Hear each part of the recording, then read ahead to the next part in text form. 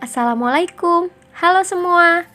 Dalam pelaksanaan kuliah kerja nyata dengan tema KKN tematik membangun desa melalui bidang pendidikan dan ekonomi dalam implementasi MBKM pada masa pandemi, perkenalkan, saya Dwina Nurmila dari Pendidikan Guru Sekolah Dasar Universitas Pendidikan Indonesia Kampus Tasikmalaya yang dibimbing oleh Bapak Pidi Muhammad Setiadi MPD selaku dosen pembimbing lapangan untuk menyampaikan cara penanggulangan dampak COVID-19 pada bidang pendidikan.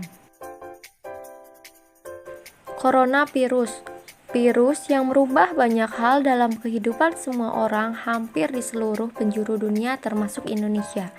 Dalam dunia pendidikan, pandemi COVID-19 ini memberikan dampak yang sangat banyak, diantaranya seperti ditutupnya sekolah sebagai upaya untuk menghentikan penyebaran COVID-19. Pembelajaran sekarang hanya cukup dilakukan di rumah saja secara daring.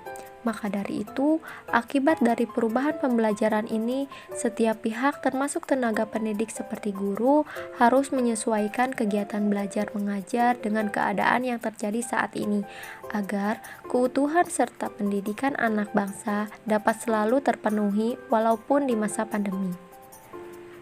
Penyesuaian yang dilakukan dalam melaksanakan pembelajaran daring ini dinilai menjadi solusi terbaik selama pandemi saat ini, dengan dilakukannya pembelajaran secara sinkronus dan asinkronus.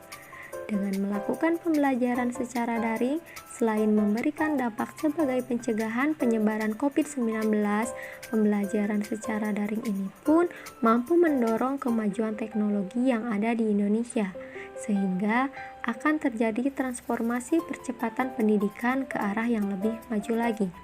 Selain itu, dengan menggunakan platform teknologi yang ada, siswa dapat memperoleh materi ajar dengan cepat, kapan saja dan di mana saja.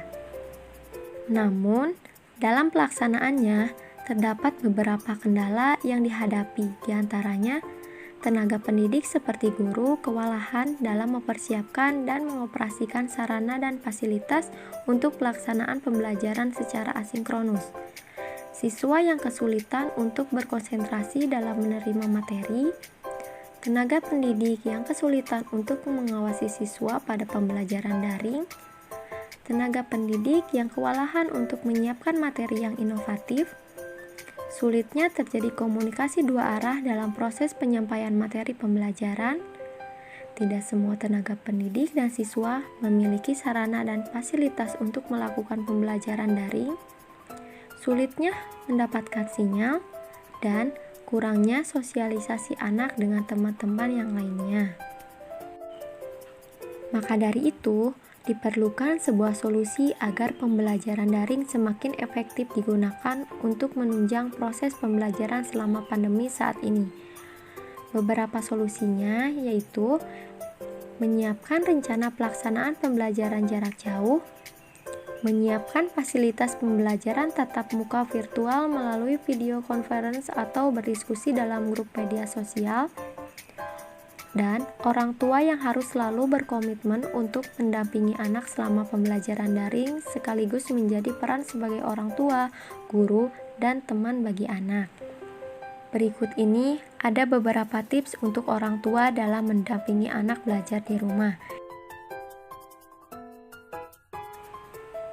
Nah, untuk itu, solusi ini harus dilaksanakan dengan baik oleh seluruh pihak agar pembelajaran daring anak di rumah saja ini dapat efektif digunakan dan dapat semakin berkembang untuk memenuhi kebutuhan anak bangsa dalam memenuhi ilmunya. Sekian yang dapat saya sampaikan, semoga bermanfaat untuk kita semua dan dapat kita terapkan dengan baik.